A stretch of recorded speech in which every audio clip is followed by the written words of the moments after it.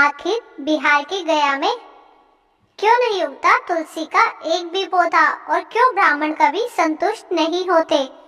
सनातन धर्म में गया जी में पिंड दान का महत्व बताया गया है, लेकिन भगवान विष्णु पर चढ़ाने वाला तुलसी का पौधा उस स्थान में दिखाई ही नहीं देता।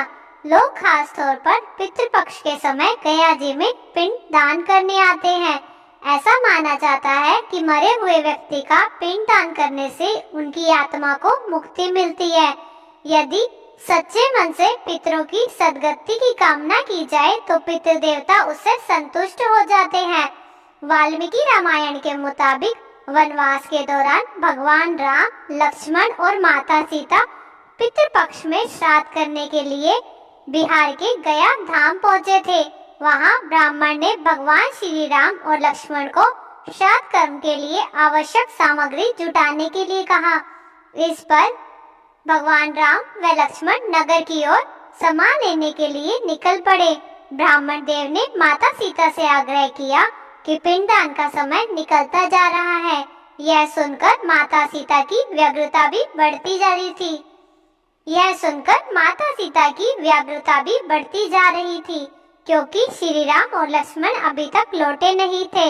इसी दौरान दशरथ जी की आत्मा ने उन्हें आभास कराया कि पिंडदान का वक्त बीता जा रहा है। यह जानकर माता सीता असमंजस में पड़ गई। तब माता सीता ने समय के महत्व को समझते हुए यह निर्णय लिया कि वह स्वयं ही अपने ससुर राजा दशरथ का पिंड दान करेगी। तब सीता जी ने श्रद्धा पूर्वक बिना किसी सामग्री का प्रयोग करे मात्र रेत के द्वारा राजा दशरथ का पिंड दान किया और उनका आशीर्वाद लिया। ऐसा कहा जाता है उन्होंने फल्गु नदी के साथ साथ वटवृक्ष, गोवा, तुलसी, ब्राह्मण व गाय को साक्षी मानकर स्वर्गीय राजा दशरथ का पिंडदान पूरे विधि विधान के साथ किया। इस क्रिया के उपरांत जैसे ही उन्होंने हाथ जोड़कर प्रार्थना की तो राजा दशरथ ने माता सीता का पिंडदान स्वीकार कर लिया। माता सीता इस बात से प्रफुल्लित हुई कि उनकी पूजा उनके ससुर राजा दशरथ ने स्वीकार कर ली। इसके बाद उनके मन में संशय भी हुआ कि प्रभु श्री राम इस बात को नहीं मानेंगे, क्योंकि पिंडदान पुत्र के बिना नहीं हो सकता। थोड़ी देर बाद जब भगवान राम और लक्ष्मण सामग्री लेकर आए तब पिंडदान के विषय में उन्होंने पूछा। तब माता सीता ने कहा कि समय निकल जाने के कारण उन्होंने स्वयं पिंडदान कर दिया। प्रभु श्री राम को इस बात का विश्वास नहीं हो रहा था कि बिना पुत्र और बिना सामग्री के पिंडदान कैसे संपन्न और स्वीकार हो सकता है। तब माता सीता ने कहा कि वहाँ पर उपस्थित फल्गु नदी, तुलसी, कोवा, गाय, वट वृक्ष और ब्राह्मण श्राद्ध कर्म की गवाही दे सकते हैं। भगवान राम ने जब इन सब से पिंडदान किए जाने की बात सच है या नहीं पूछी तब फल्गु नदी, गाय, गोवा, तुलसी, ब्राह्मण पांचों ने प्रभु राम का क्रोध देखकर झूठ बोल दिया कि माता सीता ने कोई पिंडदान नहीं किया। परंतु वही मौजूद वट वृक्ष ने सत्य कहा कि माता सीता ने सबको साक्षी मानकर विधि पूर्वक राजा दशरथ का पिंडदान किया है। इन पांचों के झूठ बोलने पर माता सीता ने क्रोधित होकर उन्हें आजीवन श्राप दे दिया। फल्गु नदी को श्राप दिया कि वह सिर्फ नाम की नदी रहेगी, उसमें पानी नहीं रहेगा। इस कारण फल्गु नदी में आज भी गया जी में सूखी है। गाय को श्राप दिया कि गाय पूजनीय होकर भी सिर्फ उसके पिछले हिस्से की पूजा की जाएगी और गाय को खाने के लिए दर बदर भटकना पड़ेगा। आज भी हिंदू धर्म में गाय के सिर्फ पिछले हिस्से की पूजा की जाती है। माता सीता ने ब्राह्मण को कभी भी संतुष्ट नहीं होंगे और कितना भी मिले उनकी दृढ़ता हमेशा बनी रहेगी, ऐसा श्राप दिया। इसी कारण ब्राह्मण कभी दान दक्षिणा के बाद भी संतुष्ट नहीं होते। माता सीता ने तुलसी को श्राप दिया कि वह कभी भी गया की मिट्टी में नहीं उगेगी। यह आज तक सत्य है कि गया की मिट्टी में तुलसी नहीं फलती और कोए को हमेशा लड़ झगड़ कर खाने का श्राप दिया। कोआ आज भी खाना अकेले ही खाता है।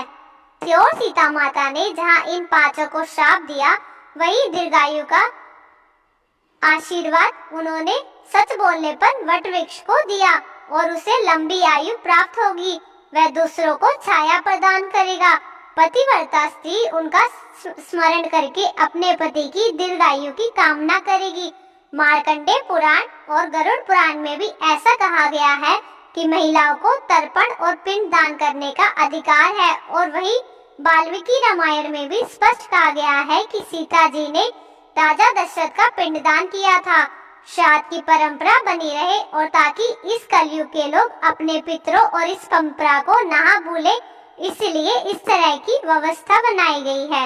मार्कंडेय पुराण में कहा गया है, अगर किसी का पुत्र ना हो तो पत्नी बिना मंत्रों के श्राद्ध कर सकती है, और यदि पत्नी ना हो तो कुल के किसी भी व्यक्ति द्वारा श्राद्ध कर्म किया जा सकता है।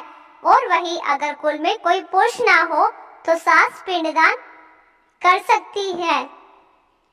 और वही अगर कुल में कोई पुरुष ना हो तो सास का पिंडदान बहू कर सकती है। और यदि घर में कोई बुजुर्ग महिला है तो युवा महिला से पहले बुजुर्ग महिला को श्राद्ध करने का अधिकार है। उस दिन महिलाओं को सफेद या पीले वस्त्र पहनने चाहिए। केवल विवाहित महिला ही श्राद्ध कर सकती है। श्राद्ध करते समय महिला को कुश और जल और काले तिल के साथ तर्पण नहीं करना चाहिए। गरुड़ पुराण में भी यह बताया गया है, अगर घर का कोई भी सदस्य जीवित नहीं है तो भाई, भतीजा, नाती, पोता, भांजा कोई भी श्राद्ध कर सकता है। दोस्तों, आज मैंने आपको श्राद्ध से जुड़ी एक विशेष कथा सुनाई है। आपको ये जानकारी कैसी लगी कृपया कमेंट करके जरूर बताएं। और अगर वीडियो अच्छी लगी तो वीडियो को लाइक जरूर करें और ऐसी ही कहानियाँ और कथाएं सुनने के लिए हमारे चैनल को सब्सक्राइब जरूर करें। धन्यवाद। हमेशा हंसते रहिए, खुश रहिए। राधे।